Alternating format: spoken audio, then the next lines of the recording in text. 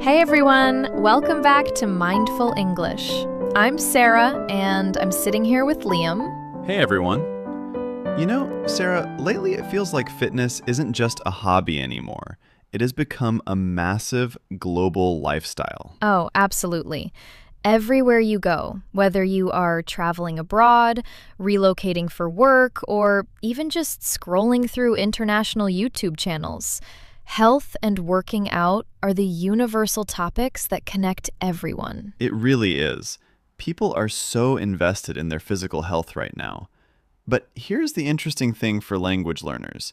The gym is a completely different linguistic universe.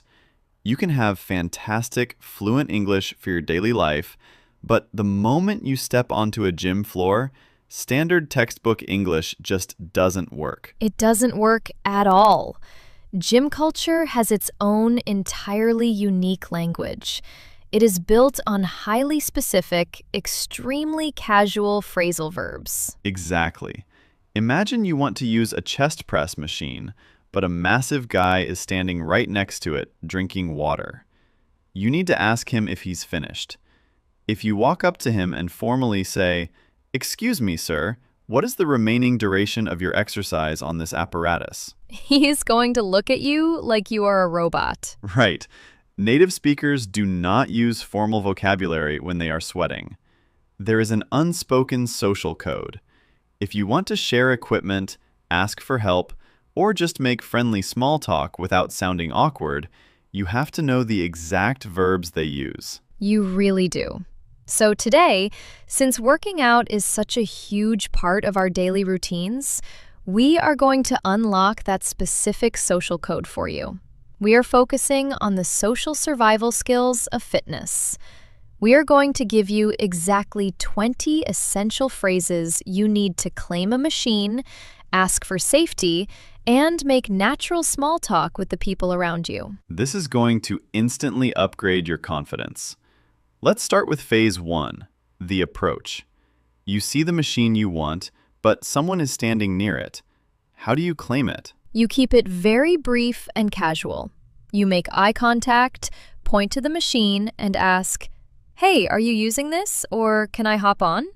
To hop on literally means to jump onto something, but here it just means to start using the equipment. But what if they are using it and they are just resting between sets? This is the most common scenario. You want to know how long you have to wait. Right. You don't ask about time, you ask about repetitions. You say, "Hey, how many sets do you have left?" If they are almost done, they will usually reply, "I'm just going to wrap up my last set right now." To wrap up means to finish a task. But what if they say they have 5 sets left? You don't want to wait 15 minutes. This is where you use the absolute holy grail of gym etiquette phrases. You ask to share the machine. Yes. You say, "Do you mind if I work in with you?" To work in. It is such a brilliant community-building phrase. It means that while they are resting for 60 seconds, you will do your exercise, and then you trade places back and forth. It is the ultimate sign of gym respect. It really is. Now, let's move to phase 2, asking for help. Because sometimes you find an open machine, but it looks like a complicated spaceship, and you have no idea how to adjust the seat. Oh, you don't want to look foolish, but you also don't want to pull a muscle. How do you ask a stranger for help without interrupting their workout? You just use a little friendly, self-deprecating humor. You can say, "Excuse me, I'm trying to figure out how to use this machine. Do you know how to set up the cables?" To figure out means you are trying to solve a puzzle, and to set up means to prepare the equipment for use. And if it's a completely new exercise for you, you can ask them to physically demonstrate it. You say, "Can you walk me through the proper form?"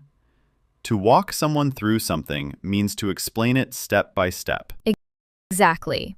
And if you are lifting a heavy barbell and you are afraid it might drop, you must ask someone for safety. You say, "Hey, could you spot me really quick?" To spot someone means to stand behind them and catch the weight if they fail.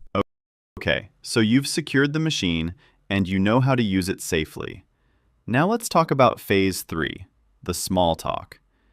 If you go to the gym at the same time every week, you are going to see the same faces. How do you make friendly conversation by the water fountain? You keep it focused on the routine. A great way to start is by explaining your own schedule. You can say, "I'm just trying to squeeze in a quick session before work." To squeeze in means to aggressively fit a short activity into a busy day. Then you ask them about their routine. But you don't say, "Which muscular group are you exercising?" You ask, "What are you hitting today?" What are you hitting today? It sounds so native and energetic. They might reply, "I'm hitting legs," or "I'm hitting chest." Right. Or you can say, "Today I'm really trying to focus on my cardio." And if you see someone doing a really creative exercise, you can compliment them by saying, "That looks tough. I really need to switch up my routine." To switch up means to change your normal habits to avoid getting bored. I love that. It is friendly, but it doesn't trap them in a 20-minute conversation. Now, let's move to phase 4, encouragement and effort.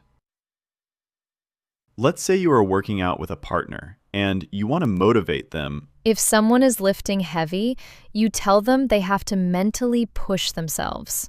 You say, "Come on, you really have to push yourself on these last reps." And if they are trying to lift their absolute personal best, the heaviest weight they can possibly lift for one single repetition, you ask, "Are you going to max out today?" And when you max out, your muscles eventually fail. You can literally say, "My shoulders are completely burned out." It means your muscles have absolutely zero energy left. But if they are doing a great job, you just smile, give them a high five, and say, "Great job, keep it up." Which brings us to the final stage, phase 5, wrapping up and etiquette. You are exhausted, and it's time to go home. But you have rules to follow. First, your heart is beating out of your chest. You need to spend 5 minutes on the bike to slowly cool down. And then, the most important rule of the entire gym. You grab a paper towel, and you absolutely must wipe down the bench you were just sweating on. Yes, you wipe down the sweat, and then you have to put your dumbbells back on the shelf. The gym phrase for this is to re-rack your weights. If you leave your heavy weights on the floor, everyone will be secretly furious with you. They really will. Please re-rack your weights. And once everything is clean, you can grab your gym bag, wave to your new friends, and say, "All right, guys, I'm going to head out. See you tomorrow." Sera, listening to that whole process, it is amazing how much smoother the gym experience becomes when you have the right verbs. You don't have to be afraid of the social interaction anymore. Exactly. You have the exact social scripts you need. Now, to make sure our listeners have these phrases locked in for their next workout, let's transition into our mindful review. Liam, let's do a conversational, rapid-fire review so our listeners can practice saying every single one of these 20 phrases out loud. Let's do it, Sera. We will walk through the exact same 5 phases of gym communication, starting with phase 1, the approach. When you see an empty machine and want to claim it, you casually ask if you can hop on. Right. To hop on means to start using the equipment. But if someone is resting near it, you ask how many sets they have left, meaning how much more time they require to finish their routine. And if they are almost finished, they will tell you they are going to wrap up, meaning to complete their final set. But if they have a long time left, you ask the golden question, "Can I work in with you?" To work in means to take turns using the machine while the other person rests. Perfect. Now phase 2, asking for help. When a machine looks confusing, you say you are trying to figure out how to use it, meaning you are trying to solve the mechanical puzzle. And you can ask a stranger how to set up the cables, meaning to prepare the machine for use. If you need a demonstration, you ask them to walk you through the exercise, meaning to explain it step by step. And for heavy weights, you always ask someone to spot you, meaning to stand behind you and safely catch the weight if you drop it. Now for phase 3, the small talk. A great icebreaker is to say you are trying to squeeze in a workout, meaning you are aggressively fitting it into your busy schedule. Then you ask your gym buddy what they are hitting today. To hit a muscle group, like hitting legs, is the most natural, native way to say you are exercising that specific area. You might tell them you plan to focus on your cardio, meaning you are directing your primary attention there. Or you can say you want to switch up your routine, meaning you want to change your habits so you don't get bored. Which brings us to phase 4, encouragement. If your partner is struggling, you tell them to push themselves, meaning to mentally force their body past the pain. And you ask if they are planning to max out, meaning to attempt lifting their absolute heaviest weight for a single repetition. Eventually, that extreme effort means their muscles will be completely burned out, meaning they have zero energy left and cannot lift another inch. But you always offer a compliment by saying, "Keep it up," which is an encouraging phrase telling them to continue their great effort. Finally, phase 5, wrapping up and etiquette. Before leaving, you walk slowly on the treadmill to cool down, meaning to safely lower your heart rate. And you always grab a towel to wipe down your machine, meaning to clean your sweat off the equipment. Then you must re-rack your weights, which simply means to put your dumbbells or plates back onto the proper storage rack. And once the gym is clean, you wave goodbye and say you are going to head out, which is a casual, friendly way to announce that you are leaving the building. Look at that incredible list.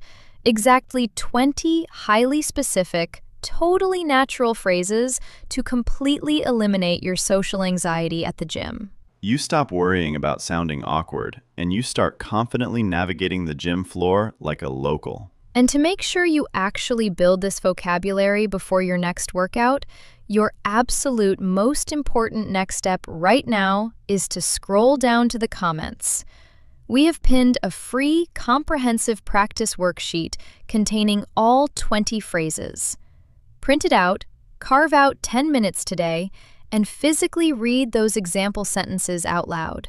And while you are down there, we have a small talk challenge for you. Use the phrase switch up in the comments. Tell us one exercise or routine you want to switch up this month to keep things interesting. Take care of yourselves, everyone. Have a great workout. See you next time. Bye!